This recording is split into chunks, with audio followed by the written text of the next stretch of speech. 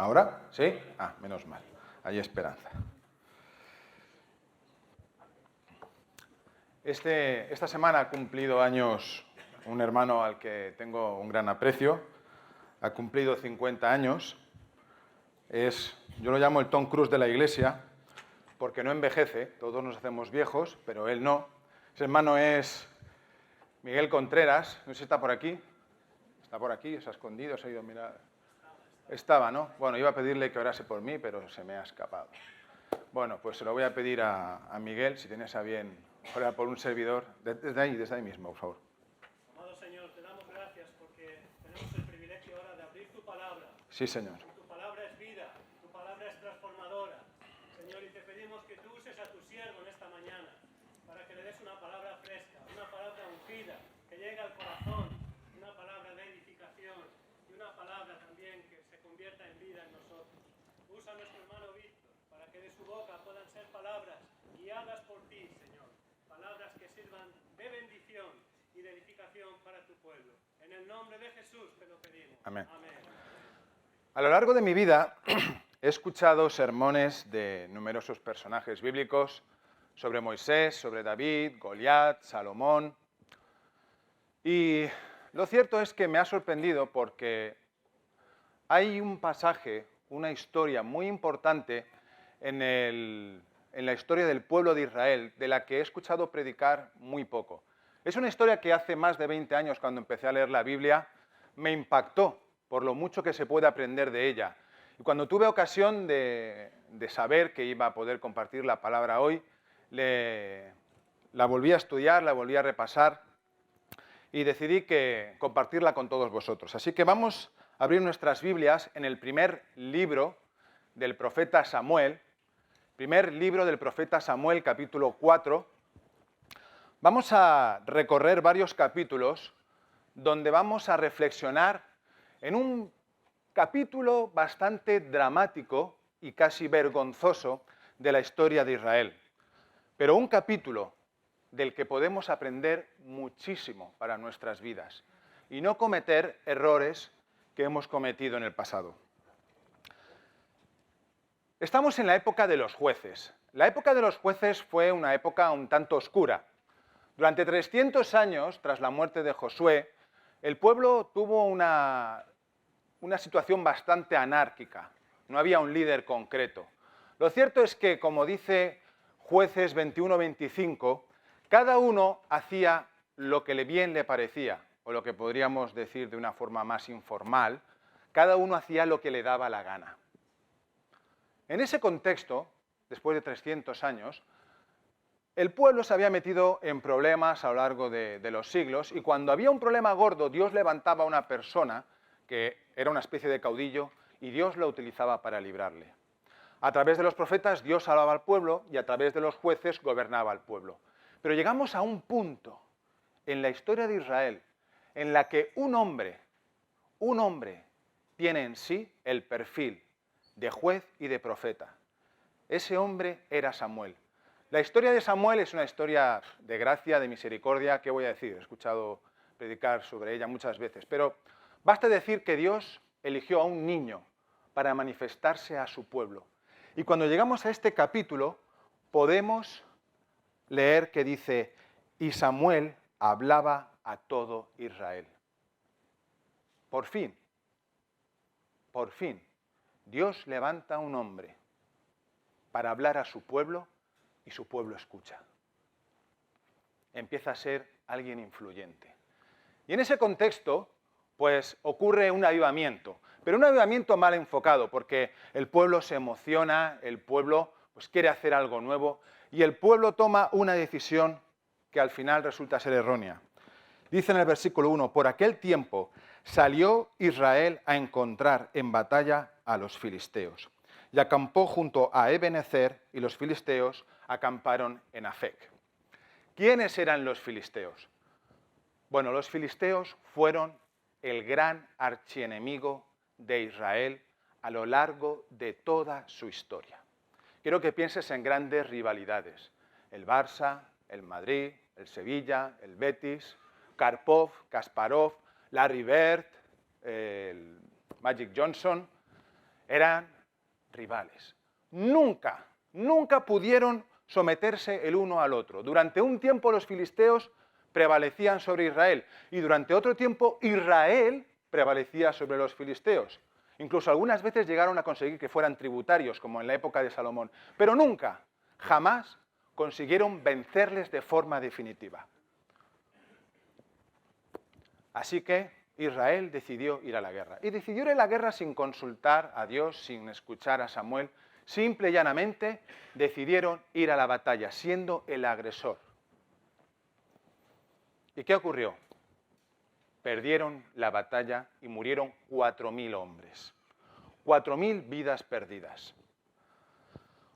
Uno podría pensar que cuando comete un error de esta característica, pues aprendería.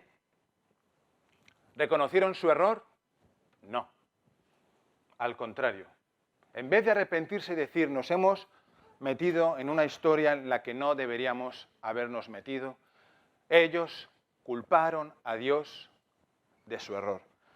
Versículo 3. ¿Por qué nos ha herido hoy el Señor delante de los filisteos? ¿Quién les había dicho que fueran a la guerra con los filisteos? ¿Dios? No. Ellos decidieron por su propia cuenta ir a la guerra. Nosotros también somos así, ¿no os parece? A veces tomamos decisiones en nuestra vida sin preguntar a Dios, sin saber si es lo correcto, lo adecuado, si es el tiempo, si no es el tiempo. Tomamos decisiones en nuestra vida que no solo nos afectan a nosotros, afectan a nuestras familias, afectan a nuestros cónyuges, afectan a nuestros hijos, afectan a nuestros amigos, afectan a nuestros ministerios. Israel no quiso aprender de su error, pero todavía hizo algo peor.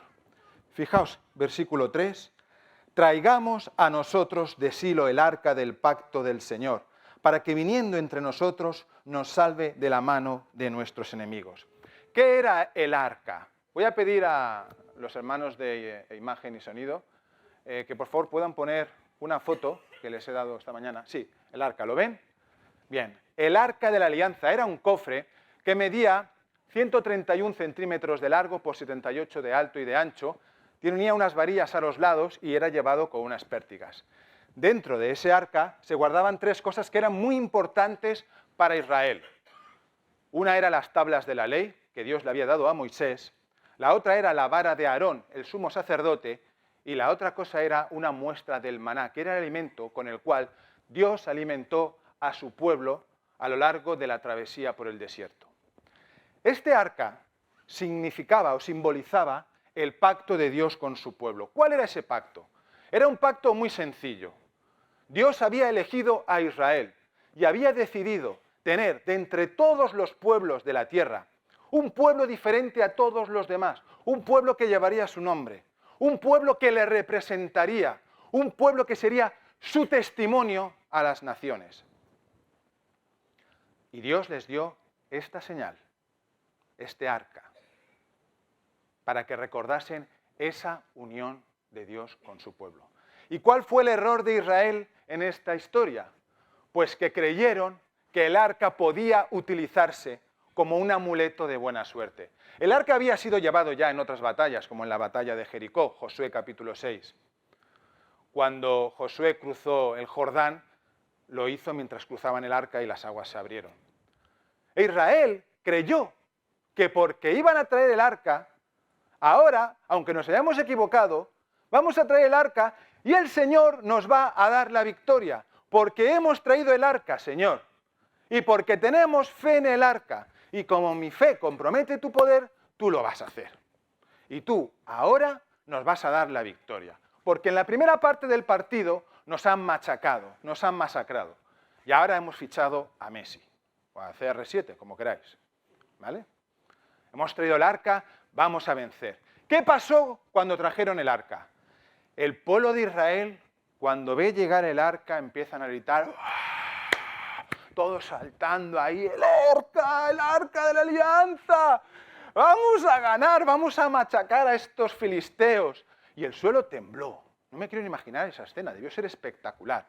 Triunfalismo en estado puro. Pero te voy a decir algo, El triunfalismo no hace que Dios haga lo que tú quieres. Puedes batir muchas palmas, mucha alegría y tener una fe en cosas que a ti te gustan o te parecen correctas, pero eso no va a hacer que Dios haga lo que tú quieres. Israel pretendía que Dios pasara por el aro. ¿Has oído alguna vez esa expresión? Pasar por el aro. Hay una más fea, pero no la voy a decir. Pasar por el aro. ¿Sabes de dónde viene? Viene de cuando los domadores ponían los aros para que los animales pasaran por en medio y si no lo hacían, con el látigo les daban. Y aquí Israel, en este pasaje, pretende hacer que Dios pase por el aro. ¿Qué pasó en el campamento de los filisteos? Cuando vieron aquel panorama, ¿qué está pasando en el campamento de los hebreos? ¿Qué ha ocurrido? Y los espías pues debieron decir, es que han traído a su Dios. Y los filisteos se asustaron. Esto no había pasado antes. Ha venido Dios al campamento. Ese Dios del que hemos oído hablar hizo unas maravillas en Egipto, que se cargó a un montón de gente, hubieron unas plagas, el pueblo sufrió. Esto no había pasado antes. ¿Qué va a ser de nosotros? Menudos ignorantes, porque al fin y al cabo, en la época de Egipto, cuando Israel fue liberado, en la época del Éxodo, aún no existía el arca. Pero estos creían que les iban a machacar. Y empezaron a arengarse entre ellos. Filisteos, echadle valor, echadle arrestos, que no sirvamos nosotros a los hebreos como ellos nos sirvieron a nosotros. Sed hombres, no os lo han dicho nunca, venga, sé un hombre. Y salieron a la batalla. Los israelitas estaban convencidos de que iba a ser un chorreo, como dicen esa expresión, ¿no? Vamos a machacarlos. ¿Sabéis qué pasó? Murieron 30.000 hombres solo de infantería. Habían perdido 4.000, pero después de esto perdieron 30.000 más. ¿Puedes imaginártelo? Se dice muy rápido, 30.000 vidas. ¿Sabes lo que es necesario para que haya vida? Poco menos que un milagro.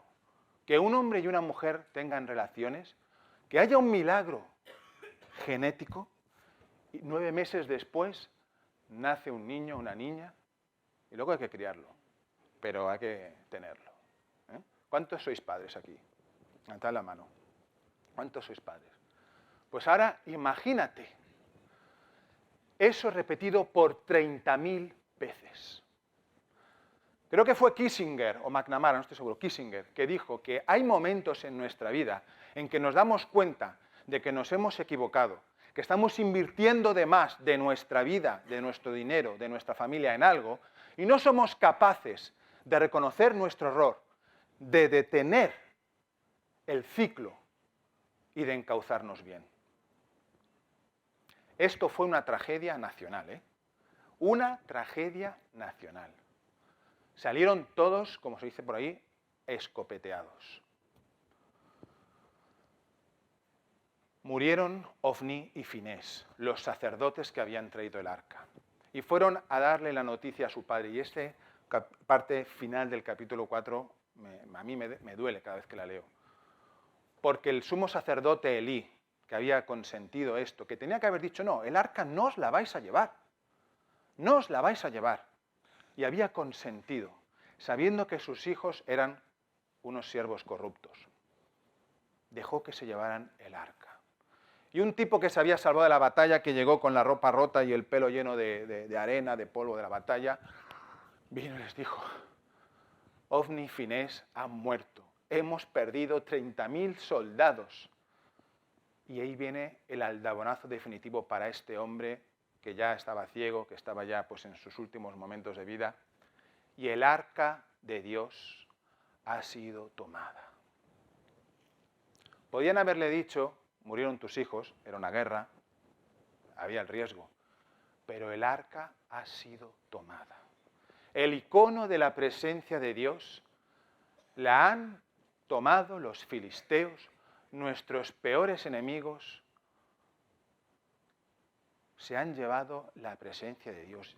ya nos hemos quedado sin Dios en Israel. Ese hombre del disgusto cae, muere, luego su nuera muere teniendo a su nieto, su padre había muerto en la batalla, al punto de que al niño lo llaman Icabod, que es sin gloria. No me quiero ni imaginar la vida que tuvo este muchacho cuando le vieron contar su nacimiento, las circunstancias del mismo. La cuestión es que las decisiones que tomamos tienen consecuencias y a veces no son las deseadas. Y a veces persistimos y no somos capaces de reflexionar ni de arrepentirnos. Y no digo arrepentirnos en el sentido de ¡ay, qué mal me siento, qué mal me siento! No, sino de cambio de actitud. Es decir, me he equivocado. Pues como me he equivocado, voy a rectificar. Porque cuando repetimos patrones una y otra vez esperando cambios o resultados diferentes, estamos siendo unos necios. ¿Amén? Vamos a ir al capítulo 5. Voy a pedir que pongan la segunda foto. Aquí tenemos a los filisteos. Los filisteos tomaron el arca. Y es sorprendente el respeto con el que este pueblo pagano trató algo tan sagrado. Los filisteos llevaron el arca. Los filisteos tenían 5 ciudades-estado, cada una se gobernaba por un caudillo. Y llevaron el arca a la ciudad de Asdod, donde tenían el templo de su dios Dagón. Y ellos, con sumo respeto, llevaron el arca de Dios al templo de su dios Dagón. ¿Por qué? Porque Dios era un trofeo de guerra para ellos. Estaban diciendo, Yahvé, el Shaddai, Adonai, te hemos vencido, te hemos ganado, y tú eres nuestro prisionero. Y como eres nuestro prisionero, te vamos a llevar al templo de nuestro Dios y te vamos a tener allí prisionero, un prisionero honorable, pero prisionero al fin y al cabo, porque eres nuestro. Te hemos vencido. Le hemos devuelto a los hebreos lo que nos hicieron con Sansón. Seguro que estaban pensándolo, ¿eh? Les hemos ganado. ¿Cómo era el dios Dagón? Si me pueden poner la foto número 3. Dagón era un dios que tenía medio cuerpo de pez y medio cuerpo humano.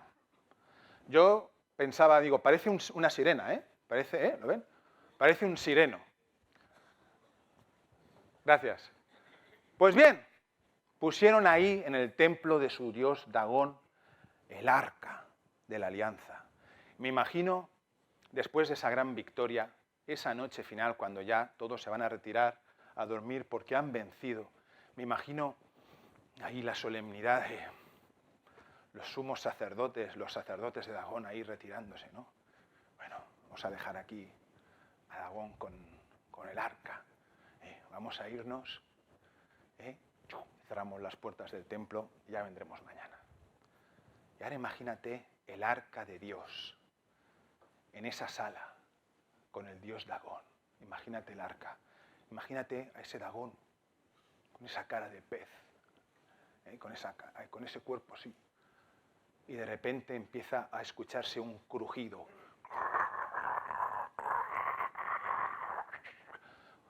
Y Dagón cae. ¡Pam! Y queda delante del arca de Dios postrado. ¿Cuántos pueden decir amén? Y te voy a decir una cosa, no pasó una ráfaga de viento ni es que estuviera mal colocado, porque en Isaías 41:7 nos dice claramente que los dioses paganos se clavaban en el suelo firmemente para que no cayeran. Llega la mañana, ¿qué ha pasado? No lo sabemos. Se habrá resbalado, un viento, el que tenía que hacer el mantenimiento del templo no lo ha hecho bien, y se ha caído Dagón. Por favor, llámame a unos que nos ayuden, levantan a Dagón, lo ponen ahí otra vez, pasa el día, todo el mundo en la ciudad comentaba este desastre, se cayó Dagón ayer, no pasa nada, ya lo hemos colocado otra vez, y esta vez con doble soporte, y esto no va a volver a pasar, nunca, Bueno, llega la noche, de nuevo. Y llega la mañana. Y cuando abren el templo, ¿qué pasó? ¿Sabéis lo que pasó? Voy a pedir que pongan la foto número 4. Ahí estaba el dios Dagón en el suelo, partido por la mitad, cortada su cabeza y cortadas las palmas de su mano, ¿delante de dónde? Del arca de Dios. Porque Dios les estaba diciendo algo. Mi pueblo no entendió mi presencia, pero vosotros no vais a poder soportarla. Porque yo no soy un Dios más. Yo no soy un ídolo. Me trataron como un ídolo. Y vosotros también. Pero yo no soy un ídolo. Yo soy Dios. Y vais a saberlo, filisteos. Lo vais a saber. ¿Y sabéis qué empezó a ocurrir después de ese día? Cayeron sobre ellos plagas. Plagas físicas. Decían, en algunas traducciones dicen que había una plaga de ratas por la ciudad. No pudieron soportarlo. Empezaron a enfermar todos. No, tenían tumores. No podemos soportarlo. Este Dios es demasiado poderoso. Dagón no nos está protegiendo. ¿Qué vamos a hacer? Ya lo tengo.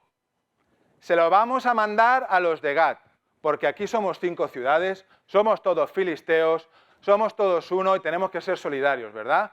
Que se lleven el arca a Gat.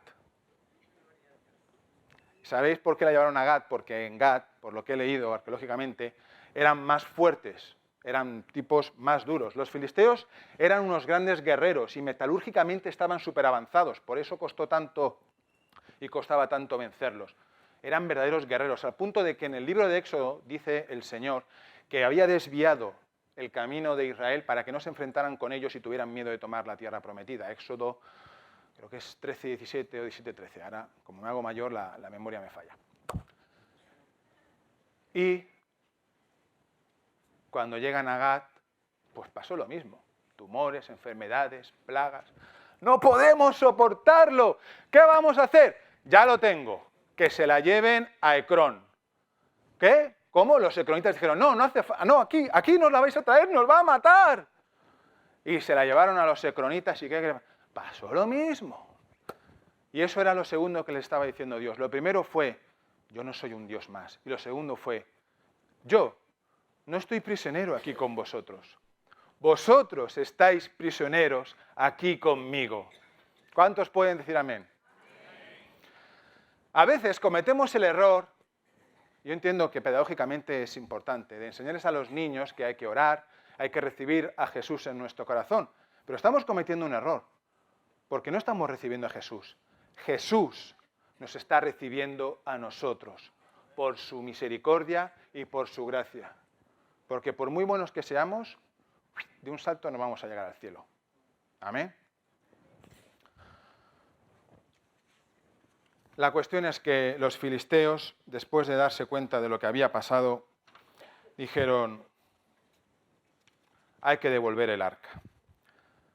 Por amor al tiempo no voy a explayarme mucho con el capítulo 6. La cuestión es que los sacerdotes de los filisteos dijeron, tenéis que enviarla con una ofrenda, no puede volverse así como si nada.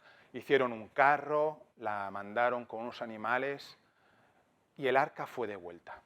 Pasaron una serie de cosas ahora en las que no voy a entrar, pero el arca al final llegó a un lugar, a una ciudad que se llama Kiriat Jearim, que en algunas traducciones de la Biblia se traduce como Villasotos, lo cual me hizo pensar que parecía que el arca estaba en España, pero no era así. Y la colocaron en casa de un hombre que se llamaba Abinadab. Es interesante que la Biblia no nos dice nada más de Abinadab, solo nos dice que pusieron allí el arca.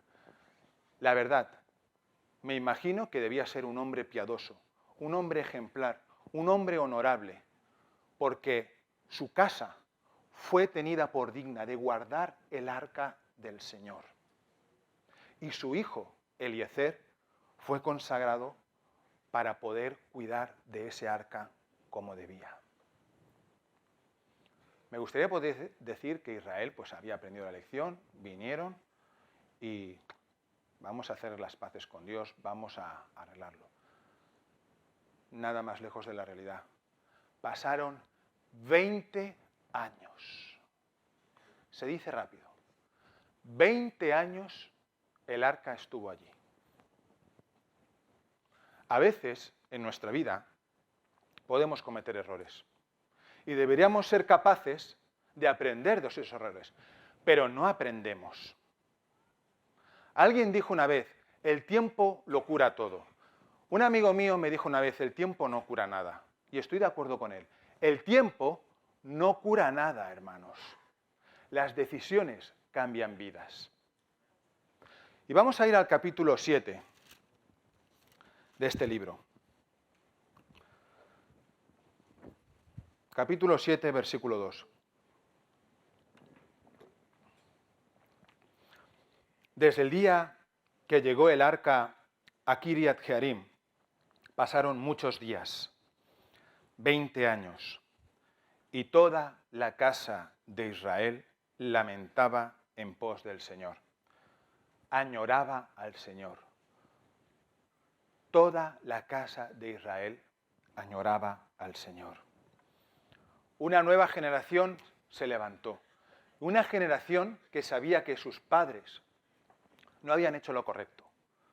Una generación que había oído hablar de la salida de Egipto, que había oído hablar de las maravillas de Dios, que había oído hablar de las batallas que ganaron con el arca cuando Dios mismo les guiaba. Esa generación decía, esto es nuestro, Dios es para nosotros. Es decir, no quiero saber que eso ocurrió, que eso estuvo ahí y nosotros nos lo estamos perdiendo. Pueden pasar años en nuestra vida en que recordemos aquella noche de alabanza cuando Dios me habló, aquel día que el Señor me dijo que le dijera esto a este hermano y el hermano lo estaba necesitando. Aquel día en que le hablé a Dios y sentí que mi vida era cambiada. Aquel día en que fui sanado. Aquel día en que supe que no volvería a ser el mismo y pude decir como Pablo en Gálatas 2:20, no vivo yo, vive. Israel tenía ese anhelo. Queremos volver a conocer al Señor, a caminar con Él. Y fueron a ver a Samuel. Y Samuel habló a la casa de Israel, versículo 3, y les dijo, si de todo vuestro corazón os volvéis al Señor, quitad los dioses ajenos y Astarot de entre vosotros, y preparad vuestro corazón al Señor, y solo a Él servid, y os librará de la mano de los filisteos. Era tan sencillo como una decisión. Como una decisión. No tenían que hacer penitencias, no tenían que recorrer grandes caminos, no tenían que hacer nada. Solamente tenían que volver su corazón. Porque al final, lo único que Dios quiere de ti es tu corazón. Es tu corazón. Y esta historia es una historia que nos enseña que Dios es un Dios de segundas oportunidades. Y dice Samuel que oraría por ellos, y oró por ellos y ayunaron. Y el Señor oyó. Porque Él siempre está más dispuesto a escucharnos y a caminar con nosotros que nosotros a escucharle y a caminar con Él. ¿Quiénes estaban por allí fululando? ¿Sabéis quiénes? Los filisteos. Siempre volvían, ¿eh? Da igual lo que pasara, siempre volvían.